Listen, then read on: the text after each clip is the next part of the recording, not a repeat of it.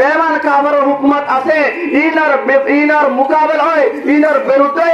ইসলামের জিহাদ ইসলামের ফতগা আরকানের জমিনের আজাদ করি আরকানের জমিনের হাসিল করি বলা জিল্লানি কি আল্লাহ কুরআন মাজিদের আয়াত মানে হয়ে ইন্নাল্লাহা ইউহিব্বুল লাযিনা ইউকাতিলুনা ফি সাবিলিহি সাফফান কাআন্নাহুম বুনয়ানুম মারসুস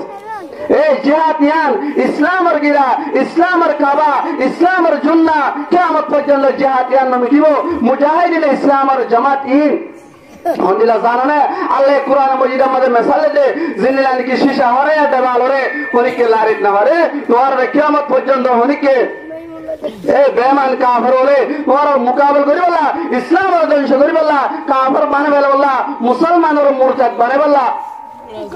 যে ইহুদ নাসারা তাহলে আর বিচারি পড়ে গেল ইতারা আর আবাই দুশমন যে ইহুদ নাসারায়ে হযরত মুসা আলাইহিস সালামের হন্দিলা দুক দিয়ে হযরত মুসা আলাইহিস সালাতু ওয়াস সালাম রে